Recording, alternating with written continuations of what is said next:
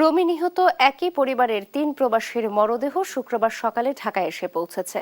মর্মান্তিক এ ট্র্যাজেডিতে নিহত দম্পতির জীবিত একমাত্র সন্তান আমির হোসেন অয়ন চৌধুরীও একই ফ্লাইটে দেশে এসেছেন। ইতালির স্থানীয় সময় বৃহস্পতিবার সন্ধ্যা 7:20 মরদেহের কফিন নিয়ে ঢাকার উদ্দেশ্যে রওনা হয় ফ্লাইটটি। বাংলাদেশ সময় সকাল 8টার পর ঢাকার হযরত শাহজালাল আন্তর্জাতিক বিমানবন্দরে অবতরণ করে বিমানটি। গেল 26 জুন রোমের ভিয়া মন্তেলিও এলাকার একটি ফ্ল্যাটে নৃশংসভাবে নিহত হন অয়ন চৌধুরীর বাবা, মা ও ছোট বোন।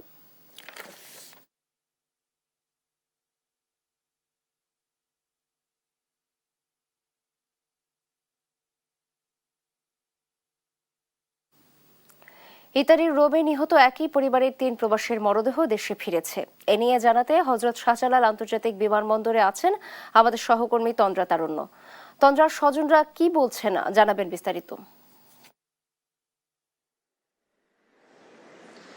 নাবিলা, স্বজনরা এখানে এসেছেন আজকে এবং ইতালি প্রবাসী যেই একই পরিবারের 3 জন নিহতের যে মর্মান্তিক ঘটনা, সেই ঘটনায় তারাও শোকাহত এবং তারা কিন্তু বলছেন যে আসলে এই ঘটনা কোনোভাবেই কাম্য নয় এবং এই ঘটনায় আসলে তারা এমনিতেও আমরা যতটুকু জানি এখন পর্যন্ত যে তথ্য আমাদের কাছে রয়েছে যে ইতালি প্রবাসী তাদের 3 জন যারা মারা গেছেন, বাবা, মা এবং মেয়ে, সেই 3 জনের লাশ নিয়ে কিন্তু মরদেহ নিয়ে কিন্তু তাদের ছেলে আজকে ঢাকা আসছেন এবং কিছুক্ষণ আগে আমরা কিন্তু খবর পেয়েছি যে এখন পর্যন্ত মরদেহ ভিতরে রাখা হয়েছে, তবে কিছুক্ষণের মধ্যে সেটি বাইরে বের করে ফ্রিজিং ভ্যানে করে নিয়ে যাওয়া হবে।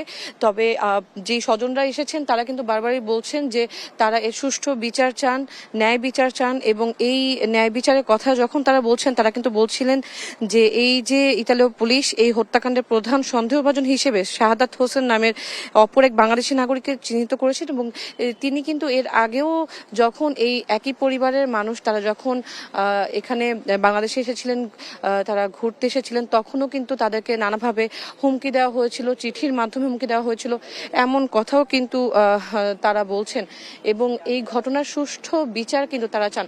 আমরা একটু চেষ্টা করব সেই পরিবারেরই একজন স্বজনের সাথে কথা বলার। ভাই, আপনার কাছে একটু জানতে চাই যে আসলে আপনি বলছিলেন কিছুক্ষণ আগে আমাকে যে এই ঘটনায় শাহাদাত নামের তিনি এর আগেও মানে কি করেছিল সে যখন তারা আগা বাংলাদেশে এই পরিবারের লগে সুসম্পর্কে জড়াইছে এবং জড়াইয়ে সেই পরিবারের অর্থ আত্মসাৎ করবার খেয়ালে তার ছেলে যে ওই আমির হোসেন অয়নরে একবার কিডন্যাপ করছে, তারা বিদেশ যাইবার আগে কিডন্যাপ করছে এবং ওই সেটায় তাকে কিডন্যাপ করি পরে এটা ওই জানাজানির জন্য সেই সংক্ষেপে এটাতে ছাড়ি দিয়ে লাইছে। তারপরে ফিরে আবার এই ইয়ার লগে এই পরিবার লগে সেই সম্পর্কে জড়াই আসিল, সেই জড়াই তারপরে ইতালিও সেই ছেলে গেছে, যে লোকটা সাদাত নামে এতে ইতালিরও প্রবাসী, বুঝছেন, সেখানেও ওই পরিবারের লগে সেই মেয়ের কিছুদিন আগে মেয়ের জন্মদিনও সে উপস্থিত ছিল। এখন সেই লোভে পড়ি এখন কিভাবে কি হয়েছে আমরা তো জানি না। আমরা শুনছি ছেলের মাধ্যমে যে মোটা অঙ্কের চাঁদা দাবি করছে, তারপরে ওই চাঁদা দিতে অস্বীকার কারণে সে তাদেরকে দেখাইব, তাদের পরিবার সবাইকে হত্যা করব এরকম একটা হুমকি এবং তার মোবাইলে স্ট্যাটাস দিছে এবং ওই মৃত কামাল উদ্দিনের স্ত্রী তাকে একটা থাপ্পড়ও মেরেছে সেইখানে সেই দেশে। এই দূরে জানি আমরা।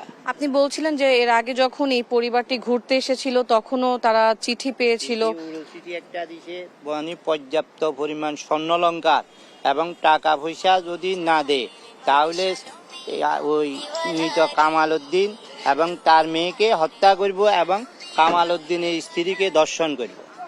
ধন্যবাদ আপনাকে। যেমনটা বলছিলেন যে আসলে এই পরিবারের সাথে যাকে আসলে যেই নামটি উঠে এসেছে শাহাদাতের, তার সাথে কিন্তু এর আগে থেকেই পরিচয় ছিল এবং তারা যখন বাংলাদেশে ছিলেন, ঢাকাতে যখন তারা এর আগেও যখন নাকি এসেছেন বাংলাদেশে, তখনও নাকি তারা নানা ধরনের হুমকির সম্মুখীন হয়েছেন। তো সবকিছু মিলে তারা এখন যেটি বলছেন যে সুষ্ঠু বিচার তারা চান এবং যত দ্রুত সময়ের মধ্যে সম্ভব যেন সুষ্ঠু বিচার করা হয় সেই প্রত্যাশাই কিন্তু করছেন স্বজন। নাবিলা, এই ছিল আমার কাছে সর্বশেষ।